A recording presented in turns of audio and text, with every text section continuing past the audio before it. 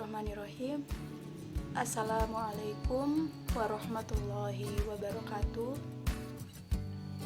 Perkenalkan, nama saya Lara Setiawati, NPM 1911010357, dari Prodi Pendidikan Agama Islam semester 4 sekarang ini, di Fakultas Tarbiyah dan Perguruan UIN Raden Intan Lampung. Jadi, tujuan saya membuat video kali ini adalah untuk memenuhi tugas ujian tengah semester atau UTS di mata kuliah Teknologi Informasi Pembelajaran dengan dosen pengampu Miss Era Octaviona MPD.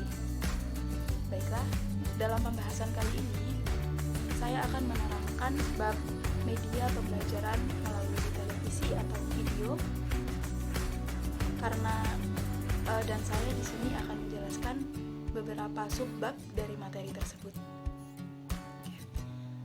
Langsung saja masuk materi yang pertama, yaitu materi mengenai media televisi sebagai media pembelajaran. Namun, sebelum kita masuk ke pembahasan tersebut, saya akan menjelaskan terlebih dahulu apa sih itu televisi. Jadi, televisi berasal dari dua suku kata, yaitu tele dan visi. Tele yang berarti jauh, sedangkan visi yang berarti penglihatan. Nah, dari pengertian tersebut dapat diambil kesimpulan bahwa televisi merupakan media penyiaran yang dapat dilihat dari jarak jauh, dapat dilihat dimanapun, kapanpun, oleh siapapun, dan waktunya pun tidak terbatas ya, entah pagi, sore, atau malam, semuanya bisa melihat televisi dari jarak jauh. Baik, masuk ke bab yang pertama, subbab yang pertama, yaitu mengenai media televisi sebagai media pembelajaran. Jadi, karena dilihat dari judul yaitu media televisi sebagai media pembelajaran, tentulah muncul pertanyaan di benak kita mengenai televisi sebagai media pembelajaran. Televisi sebagai media pembelajaran, bukankah kalau belajar atau mengambil pendidikan itu layaknya di sekolah, belajar tatap muka, tapi ini televisi dijadikan media pembelajaran. Padahal, dan yang kita tahu juga bahwa televisi itu fungsi umumnya adalah fungsi hiburan, yaitu menayangkan program-program sehabis hiburan, seperti halnya masyarakat yang menonton TV ketika mereka setelah bekerja atau setelah mereka berrutinitas keseharian, dan paling sering televisi itu disiarkan atau ditonton pada saat malam hari. Nah, jadi ternyata fungsi televisi itu bukan hanya sekedar untuk media hiburan saja. Salah satu fungsi dari media televisi itu sendiri yaitu media pendidikan atau education. Jadi ada beberapa contoh media televisi yang dijadikan rujukan keilmuan atau pendidikan, atau dengan kata lain bisa dijadikan wujud pembelajaran. Misal stasiun televisi TVRI yang menyajikan belajar terutama pada saat ini, yaitu situasi corona atau covid, yang semuanya dituntut belajar daring atau di rumah dengan segala kendala. Televisi muncul sebagai alternatif media pembelajaran jarak jauh melalui tentunya dengan materi-materi pembelajaran yang relevan dan diterima oleh sebagian anak. Kembali ke televisi. Jadi, perkembangan televisi sejak abad sejak abad ke-19 ini sudah menunjukkan konsistensinya. Maksudnya di sini adalah sejak dikeluarkannya televisi atau diluncurkannya media televisi ini, televisi sudah menjadi pamor atau sudah menjadi hal yang menarik bagi semua masyarakat. Dan dapat kita ketahui dari bertambahnya tahun, bahkan hingga saat ini, televisi hampir dimiliki oleh semua masyarakat yang ada di Indonesia. Bahkan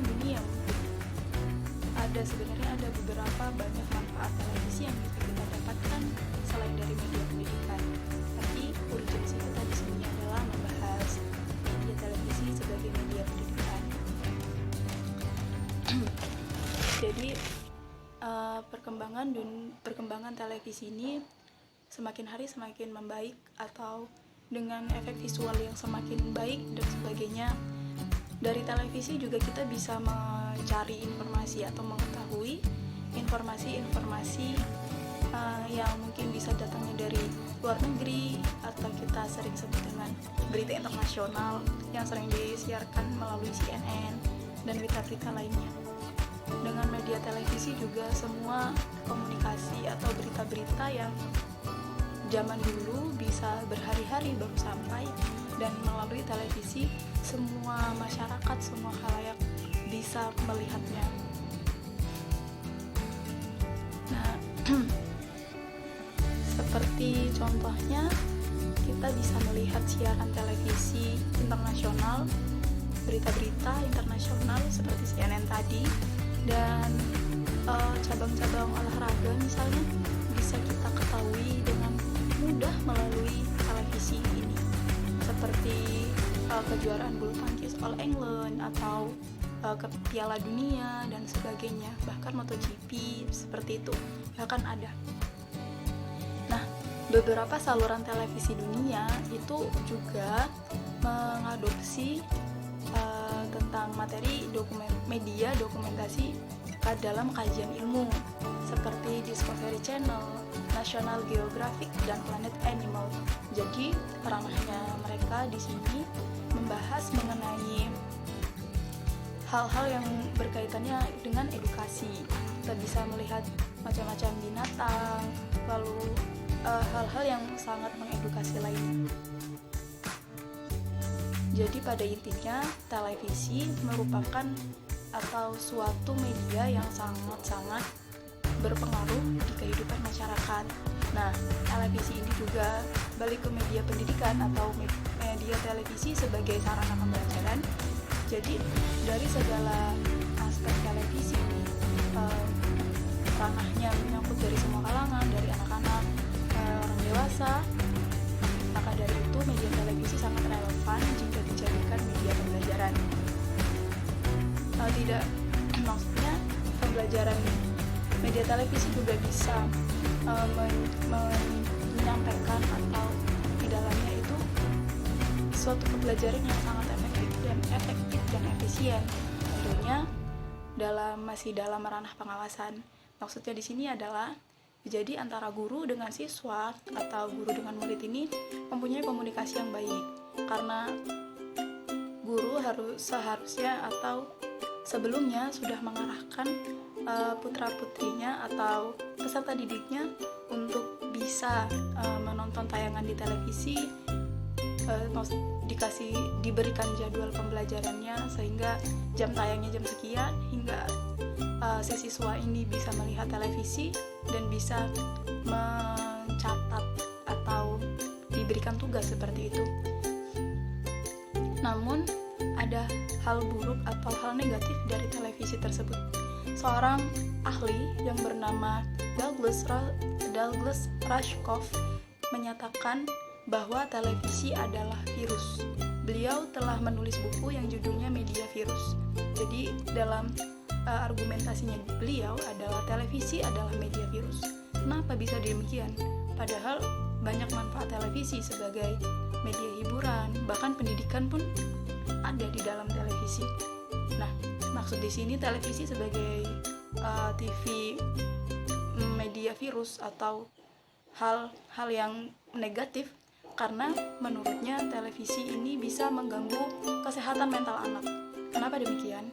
Karena kita ketahui semuanya, dapat kita ketahui bahwa di televisi semua siaran ada, atau semua siaran itu bisa ditayangkan dalam bentuk apapun, baik itu berita atau sekedar hiburan seperti sinetron atau hal-hal dokumenter, film-film dan sebagainya. Dan itu ada sesuatu yang ada program-program tertentu yang seharusnya tidak ditonton anak. Mungkin karena beberapa hal atau beberapa misal seperti kurangnya pengawasan orang tua, jadi anak ini sehingganya mereka bisa menonton apa saja yang ada di televisi tersebut tanpa adanya pengawasan. Maka dari situ karena ingatan anak-anak itu terlalu kuat, sehingganya bisa menyerap apapun dengan lebih baik, seperti itu. Sebenarnya media televisi ini bisa digunakan dengan sebaik mungkin, tergantung kita yang kita sendiri yang menyikapinya.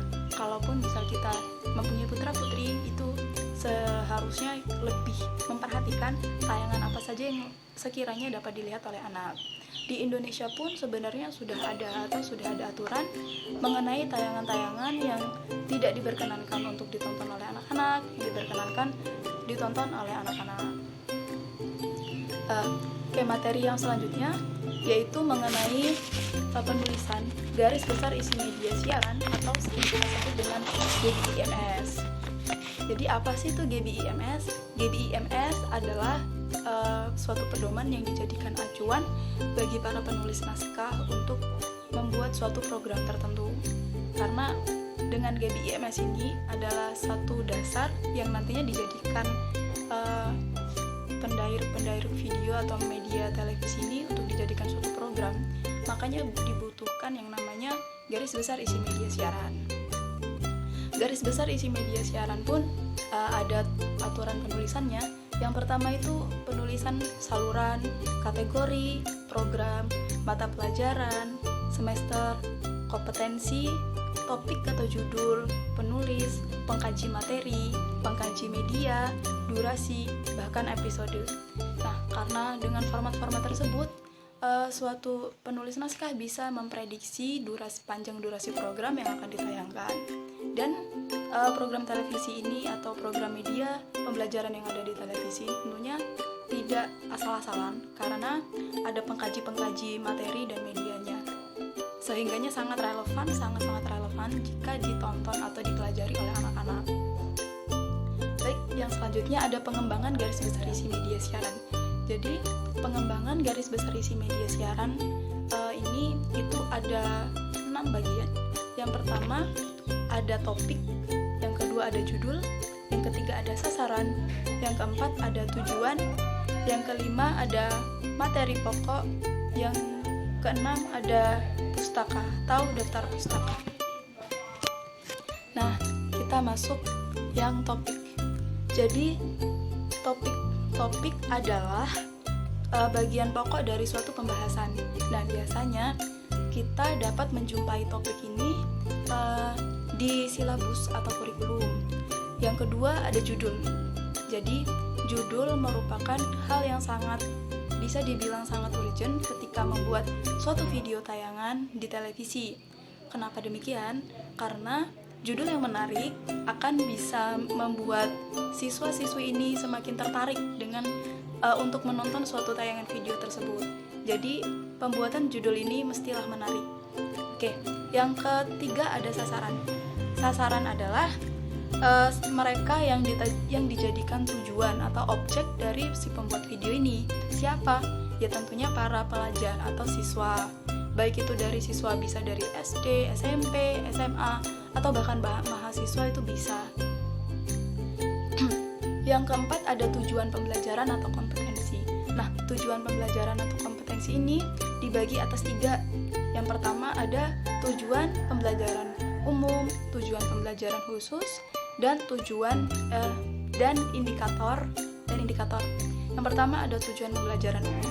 Tujuan pembelajaran umum ini adalah tujuan yang masih ranahnya belum terperinci atau masih umum dan menjabarkan hal-hal yang luas. Sedangkan tujuan pembelajaran khusus adalah tujuan pembelajaran yang sudah memasuki lebih terperinci dan lebih terstruktur.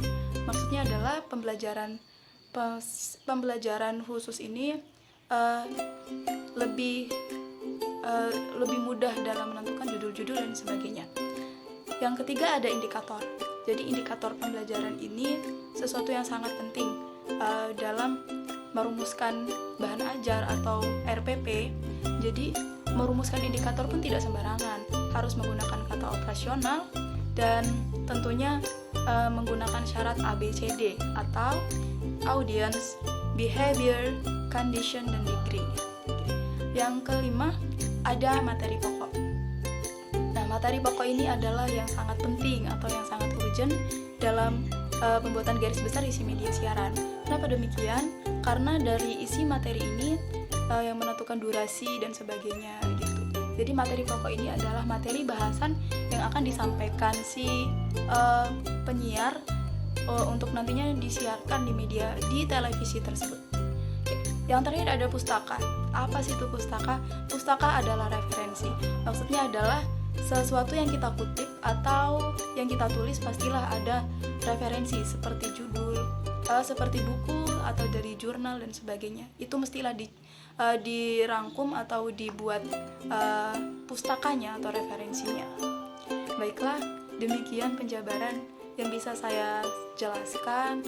Mohon maaf apabila terdapat kata-kata saya yang mungkin sulit dipahami atau kurang jelas, dan kepada Allah saya mohon ampun dan terima kasih banyak. Saya akhiri, wallahul muwaffiq ila aqwamit thoriq. Wassalamualaikum warahmatullahi wabarakatuh.